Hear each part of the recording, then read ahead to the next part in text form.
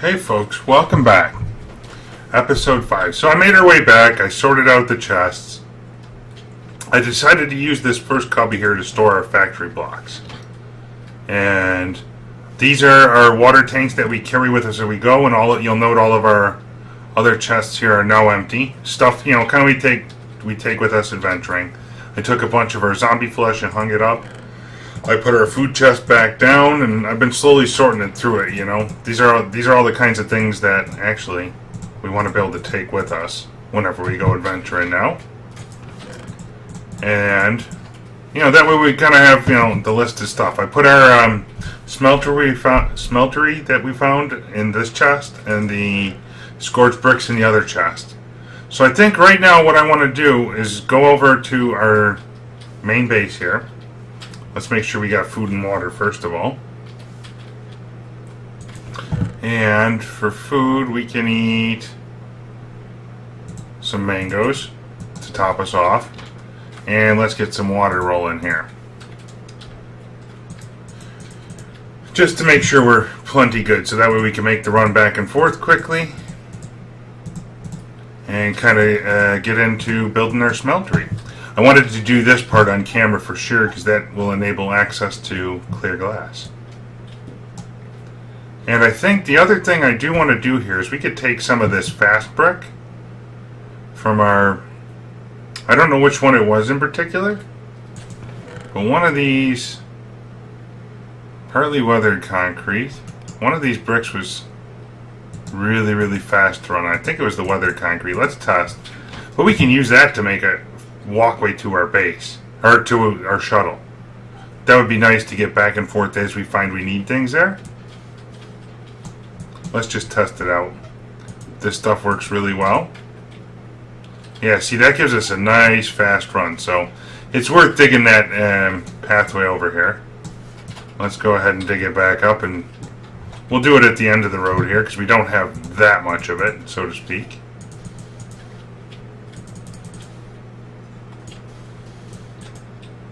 Somehow I'm short one. Oh, there we go. And that way we can just kind of shorten the runtime back and forth each time we do this.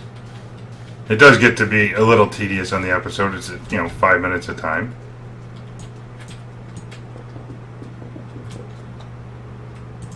Oops.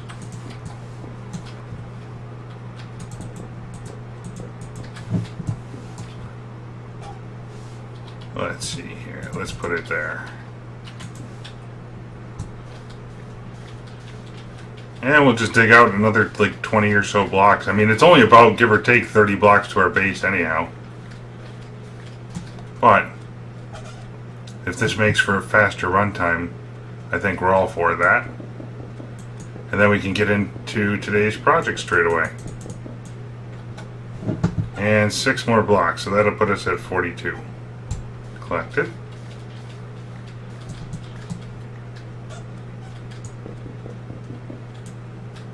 Oops. Okay. Looks good.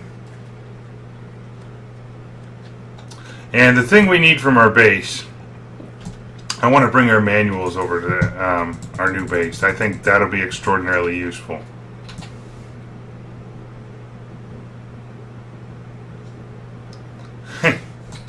I think it's actually faster to punch this bookshelf. That way we've got all of our light reading on hand. And we'll bring over our QDS, I think, and the factory blocks. Why not? The rest of this stuff, I think, can stay right here. Maybe, yeah, for now. Till we have some kind of centralized organization there. We know we got basic materials over here. We'll take the stones with us because that will be useful shortly. The pattern and the seared brick. And the faucet. Because that's what we're getting into today. We have emergency water over here should we ever need it.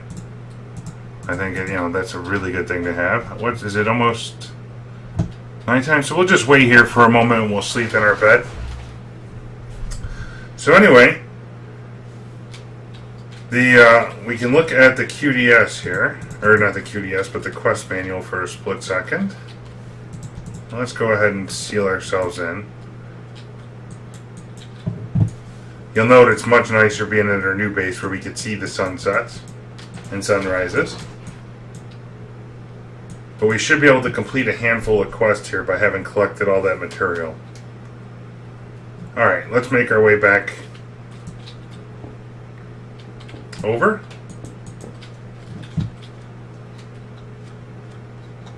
I do want to come back for this pyrotheum at some point. That is a great heating source. But that'll be a future episode, I'm thinking. We got a little bit of digging out to do in the basement first.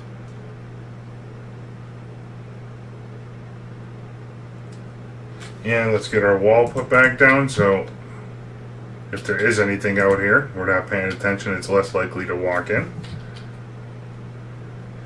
And we need our bookcase, number 3. So let's go ahead and put that here. I put our file cabinets down, because why not? Now we get all of our books kind of handy. Miscellaneous chest, and we'll put factory blocks over to here. Seems like a good spot for them. We got some dust, and there's always just this little bit of, a little bit of housekeeping. I think it's not a terrible thing ever. Alright, so we'll put our QDS down here. For now, good spot, right in the visibles open to work with. We'll put that stuff here. Oops, I probably didn't want to put that guy in there. We got a table here. So these are all the kinds of things we just, collected from various quests. Oops. And we have one extra quest book at the moment. Let's put that on the shelf. And these stones can go into here for now, once again. Okay, so now, next up, let's take a look at the quest book and see where we're at for things. Because there might be a lot of manual detection stuff here. Oh, so we completed all the ingot reward things. Hardened energy cell is excellent to get a hold of. In fact, we're going to go ahead and put that right on top of our generator here. For now. And let's just make sure that's blue, and that'll soak in some of the excess power that it's producing. Now, the other quest we got, so Smeltery. We need 1 seared brick, which, if we don't have, we can actually make from the things here. So there we go. Let's go ahead and... Oh, and it even gave us a reward. I will take the bricks because clay is easier to come by at the moment. We'll put our mighty smelting book on the shelf. And let's take a look at this guy. We need a high oven controller, a scorched duct, and a scorched drain. I don't know if we got any of those. Well, we got the controller. Oh, that's futuristic plating. Okay. We want to put that on the side for now. And let's put these bricks on the side for now. And we'll get our smeltery made up here in just a minute. This crafting bench can stay wherever. Why didn't that detect? Okay, I don't know. We'll come back to that one. Bricks can go over here. It's worth spending a second sorting out things on a camera, guys. I always like to reinforce that. I think that's important. So futuristic armor plating, and we're good to go. At some point, we'll take our chisel and condense all those bricks down to single type so we know what we got lots of. Anyway, let's get our bricks out here. So we got our drain, we got our glass tank. Let's see, do I have enough to do? So we're going to need to put the controller down. I think we're going to end up making a few more bricks up here in just a little bit. I'd like to make the smeltery look, with all the nice bricks rather than the cracked bricks, if we can. But it means we might have to use a few just to kind of get things rolling here. 1, 2, 3. So I want the lava tank in the back, or the tank for this guy. And I would like the controller in the front, probably here. No, I want the controller on the side actually. because we're going to have our output on the front. And we have our bricks there, our bricks here. Oh, we might have just enough to make it look kind of nice to start. Oh, and we need a drain. We will need 2 drains eventually. But what we can do now, and actually, I take that back, folks, we are going to need to dig out our lava production under here. So that'll be the next step. Let me go ahead and get some light on the situation here. Give me these nooks for now. So that way maybe we got a chance at finding this later. And what we'll do for lava production, if you take and put cobblestone in a crucible, just like we did in an episode or so ago. Let's see, we're going to have to go... Actually, here's how we're going to do this. Here's a trick if you didn't realize how to set a marker. But we can use waypoints. So I put a marker to our city waypoint. I don't want to see that right now. I want to do a new waypoint and say Smeltery. Or just call it, Smeltery for now is fine. And that puts a green glowy thing right here, 3 meters. So now when we get down our stairs, we can go and start digging it out and looking for stuff. Let's see, we're going to need some of these bricks. And our chisel and a bunch of cobblestone. And we'll put our hardened flux thing on the side for now. We don't need that at just this moment.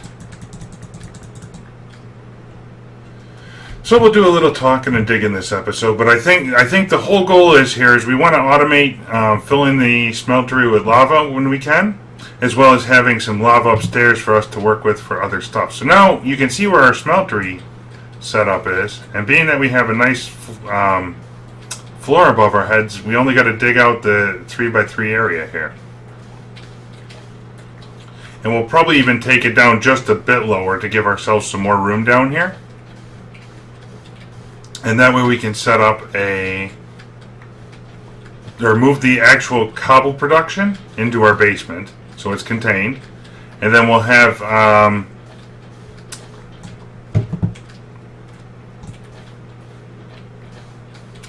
the rest of our base here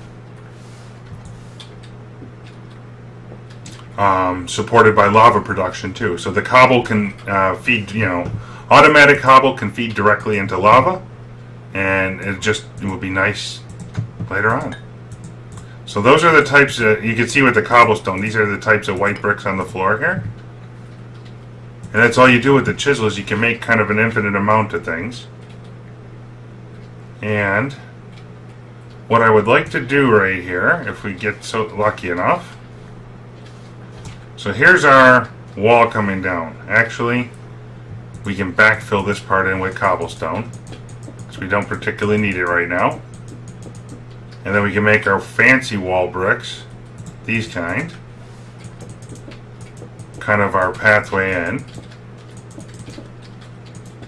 And we got to be sure to keep lighting this up, because we cannot leave the area without having stuff lit up. Otherwise, it makes for a mess.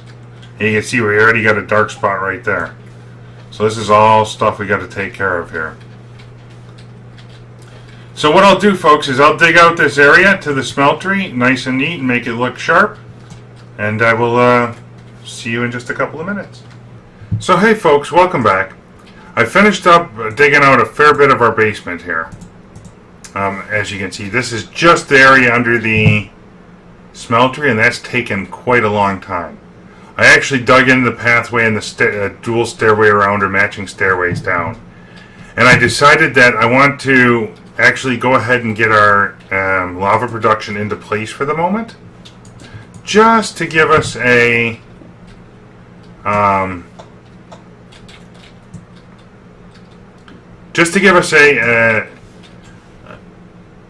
ability to get our smeltery up and running. And what that'll do, let's see, I want to use some kind of a block here to signify danger.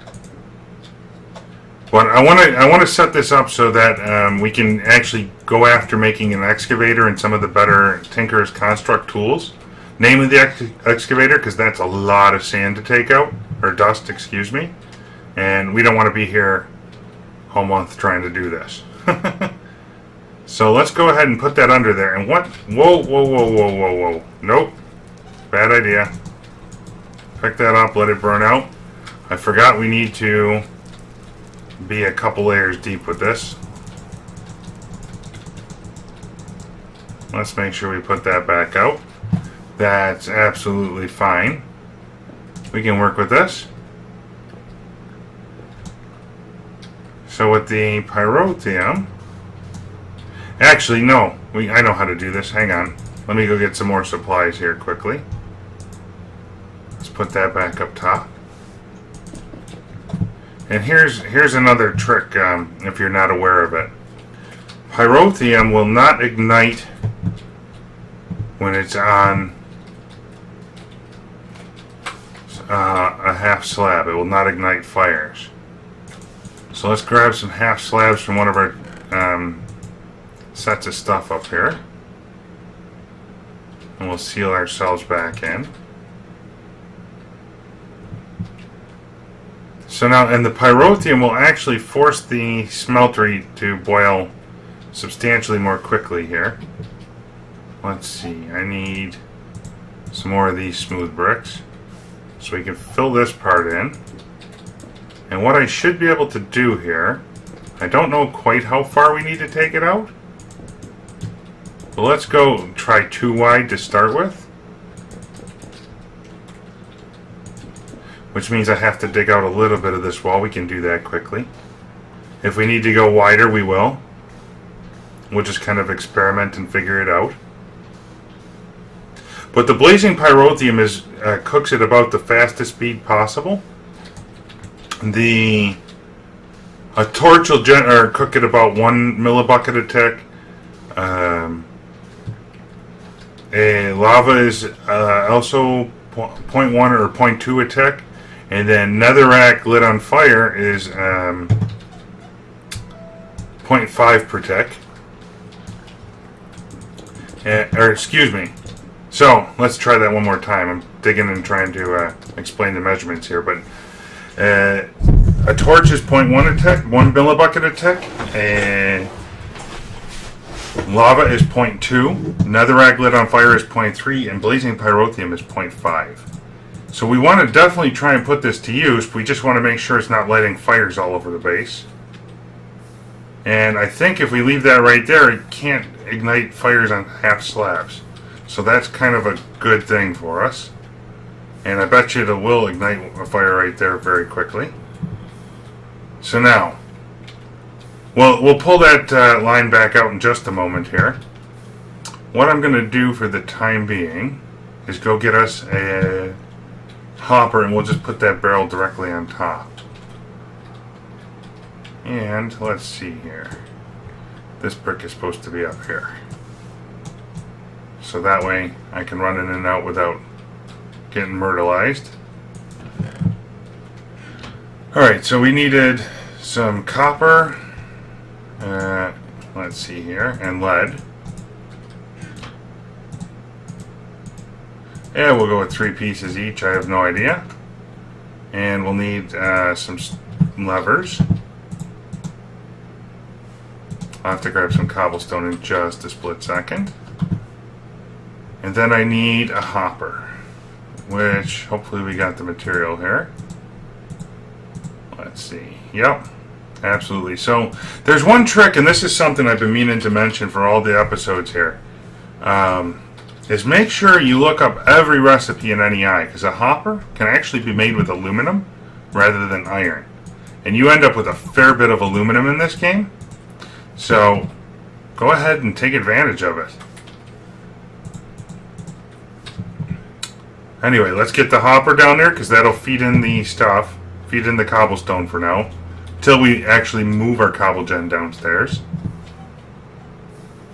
And what I want to do right here, quickly, is make sure we bust through. That should be my smeltery tank. And in fact, we might even consider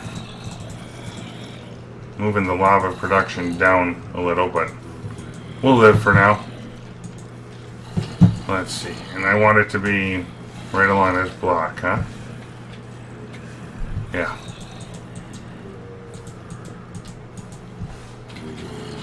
Let's get all of this interconnected nicely.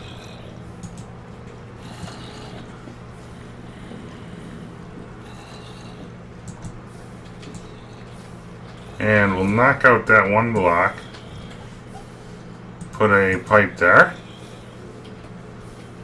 And we'll have our hopper here to feed in lava. And we might actually need a brick here with a lever on it. I'm just not sure if the lever will light on fire or not, but if it does, we'll cross that bridge when we get to it. So that'll turn on production. Okay. Oh, look at that. Speed is even 0.7 at tech right now. And then all we need to do is put our barrel of cobblestone there. And that'll start filling in, and you'll see it melt lava very, very quickly. And it should go ahead and fill our smeltery upstairs. And what I will do here on camera is attempt to make the excavator quickly, if we got the materials. If not, I will complete it off camera. The big resource we need for an excavator is iron, no doubt. So here we go with a bunch of iron. And in fact, we want to, if we have the materials. So there's one more step we want to do first, folks. Actually. Because we need plenty of seared bricks to make stuff here, what we can go ahead and do with our smeltery controller is melt down these crackstone bricks to produce more material. We'll come back to the iron in just a moment. I will do this and then I'll melt up all the material for making the excavator next episode, because we are getting fairly long here at the moment. So let me show you this trick very briefly. It's very worthwhile to be aware of. What you can do is go ahead and melt down the seared brick, any of these cracked bricks, and it'll melt down into seared stone. If you place a seared stone, we need our faucet to manually do this for the moment, but it can be automated. If we go ahead and place a seared stone, or that seared stone material, let's make another hopper here for ourselves to feed in. Oh, let's see, 5 of you and a chest. Here we go.